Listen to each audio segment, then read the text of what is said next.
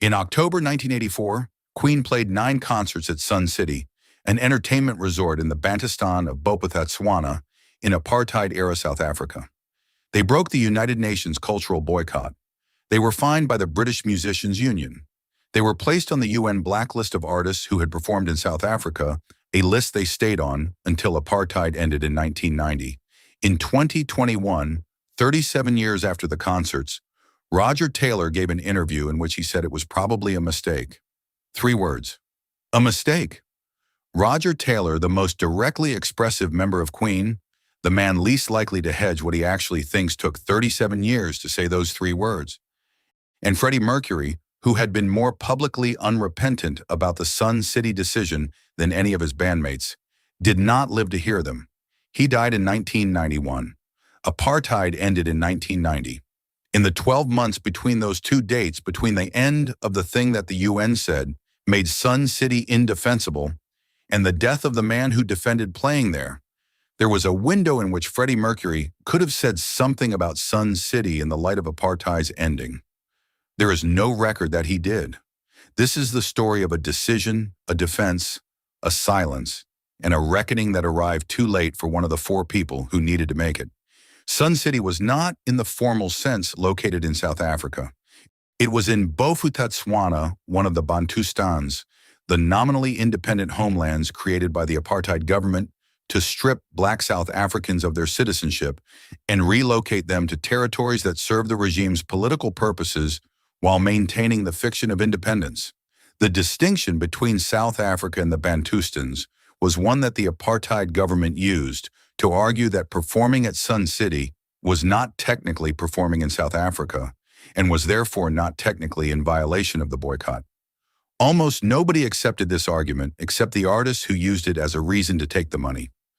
The resort itself was built by Sol Kirshner, a South African hotel magnate who located it in Bophuthatswana, specifically because the Bantustan's nominal independence made legal activities gambling, certain forms of entertainment possible there that were prohibited under apartheid law.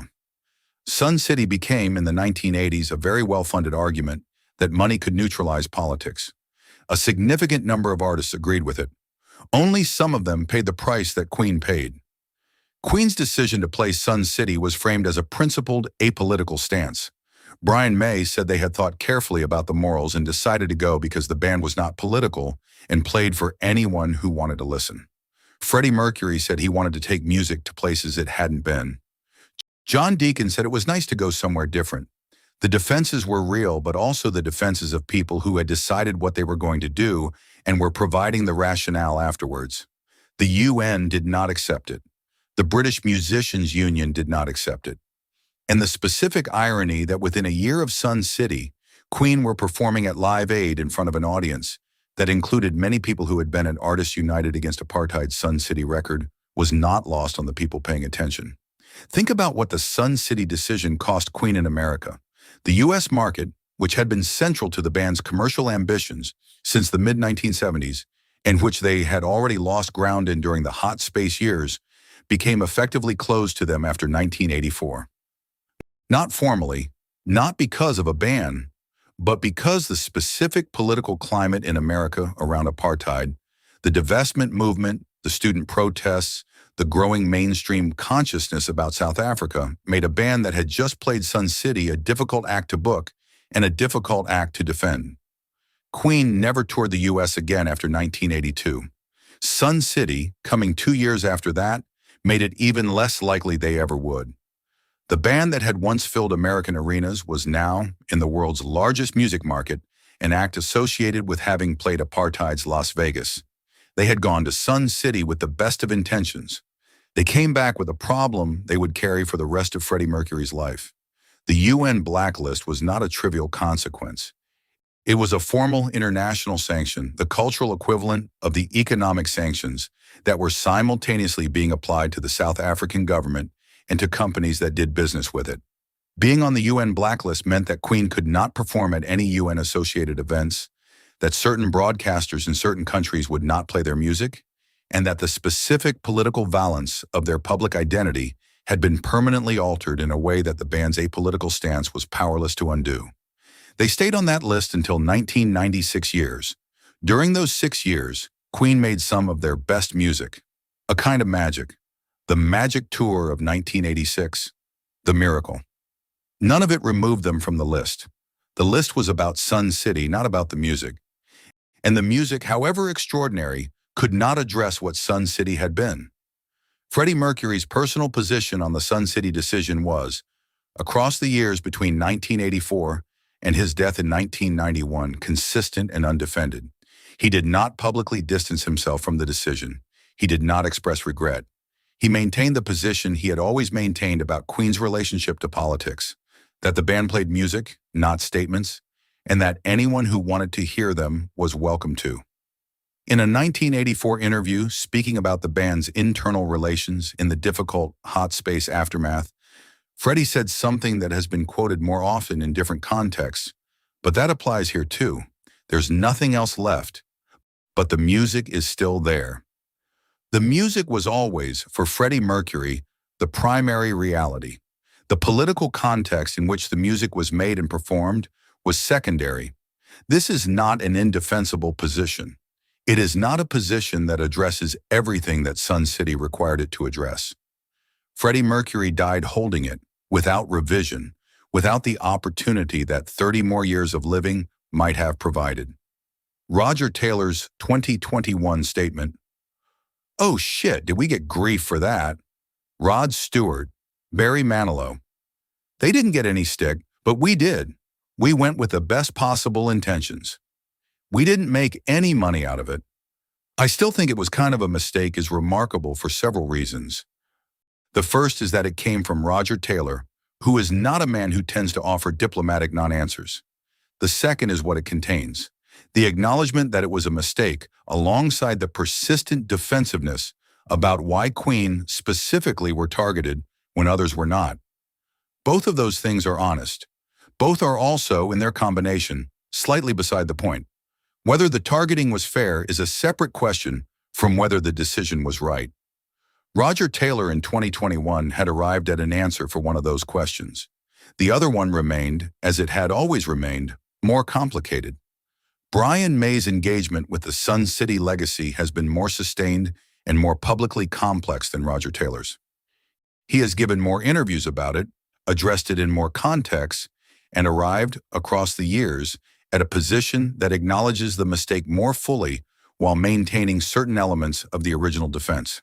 He visited Soweto during the South African dates, going to a local festival, meeting local musicians, attempting to engage with the country beyond the resort's walls. This is documented.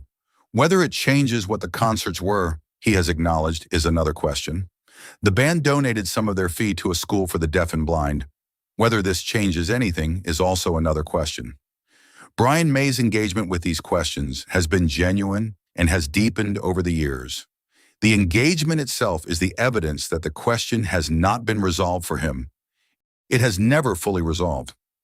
What would Freddie Mercury have said about Sun City if he had lived to see apartheid end? If he had lived to hear Roger Taylor say a mistake in 2021? If he had lived to see the full arc of how the decision aged? The question is unanswerable and therefore important. The version of Freddie Mercury who defended Sun City was the same version who maintained throughout his life that music was apolitical, that he wanted to play everywhere for everyone, that the business of a rock band was to make music and not statements. Whether that position would have been modified by 30 years of watching what Sun City's legacy looked like from the outside, whether the specific evidence of how it had damaged Queen's relationship with America, how it had sat alongside Live Aid, how it had looked to a new generation of fans who encountered it through the Bohemian Rhapsody film that chose not to include it, is something that cannot be known. What is known is that the question exists, and that it exists without him. The Bohemian Rhapsody film of 2018 did not include the Sun City story. The film was a celebration, not an audit, and the Sun City story was not easy to tell without either dishonest simplification or narrative risk. But the absence is significant. The film that introduced Queen to a new generation gave that generation no context for what Sun City was. They found out elsewhere, and what they found was the version that had circulated for decades: the boycott breaker, the blacklist, the apolitical defense, the irony of Live Aid. Without nuance, without context, without the three words Roger Taylor finally said in 2021. Roger Taylor said a mistake in 2021. Brian May has said something similar in various forms across the years. John Deacon has said nothing, publicly, about Sun City or about anything else in the decades since he withdrew from public life in the late 1990s. And Freddie Mercury said nothing, not because he had nothing to say, but because he died in 1991, 1 year after apartheid ended, in the specific gap between the end of the thing that made Sun City what it was and the moment when the full weight of the decision's legacy became clear enough for the people who had made it to begin to account for it honestly. He got the grief for it. He carried it without revision for 7 years. And then he was gone, and the accounting that came later, the careful, honest, incomplete reckoning that his bandmates have conducted across the decades since, happened without him. As so many of the important things in this story did, the audiences at the Sun City concerts were real.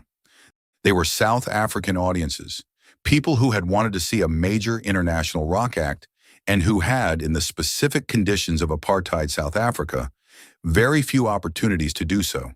They sang along. They were enthusiastic. By the accounts of people who were there, they responded to the music the way Queen audiences everywhere responded to the music. This does not make the concerts politically unproblematic.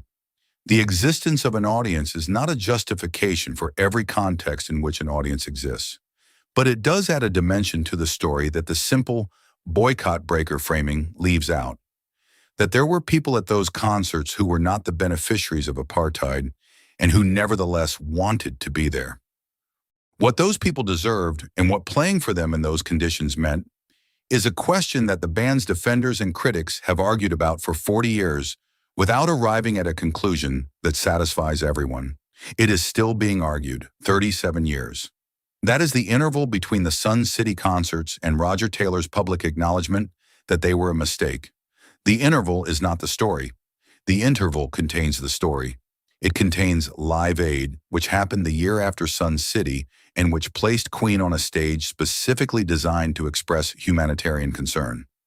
It contains the Magic Tour, the best work of Queen's final decade. It contains Freddie Mercury's illness and his death and the tribute concert and the 30 years of legacy management that followed. All of that happened inside the interval between Sun City and the three words. And at the end of all of it, Roger Taylor said, a mistake. And Freddie Mercury was not there to say anything at all. The specific fact that Freddie Mercury never got the chance to answer the Sun City question, never got the chance to say, as Roger Taylor eventually did, something honest about what the decision had been and what it had cost is one of the more quietly devastating dimensions of the whole story. Not because his answer would necessarily have been the right one. He might have maintained the apolitical position he held throughout his life. He might have changed his mind. He might have found some third formulation that was neither a retraction nor a defense, but something more honest than either. None of those possibilities is accessible. What is accessible is the gap where his answer would have been the specific, located absence of Freddie Mercury's voice in a conversation that has been conducted with great care and some honesty by the three people who were in that room with him and who are still alive to have it. Queen were not the only act who played Sun City. Rod Stewart, Elton John, Frank Sinatra, Status Quo, Barry Manilow. Most of them did not end up on the UN blacklist. Most of them did not become the specific symbol of the boycott's violation that Queen became. The reasons for the disparity are several and none are entirely fair. Queen were more visible than most. They were more associated with Live Aid, which made Sun City worse by contrast, and they were led by a man whose public identity as a gay performer from a minority ethnic background made his embrace of a white supremacist resort into a specifically pointed form of hypocrisy. None of that is entirely fair. All of it is real. Roger Taylor said it was a mistake. Brian May has said something similar. John Deacon has not spoken. Freddie Mercury cannot. The conversation continues, as these conversations always continue, among the people who were present and the people who have inherited the question from them. What Sun City was, and what playing there meant, and what it cost, and whether the cost was ever adequately acknowledged, these questions do not resolve cleanly. They sit in the gap between what the band intended and what their decision produced, between the apolitical principle and the political reality, between the best intentions Roger Taylor mentioned and the mistake he also mentioned in the same sentence. Both things were true. They have always been true. The question is, which one carried more weight? 40 years on, the weight of the mistake is what remains. And one of the four people who should have been part of the reckoning is not here for it.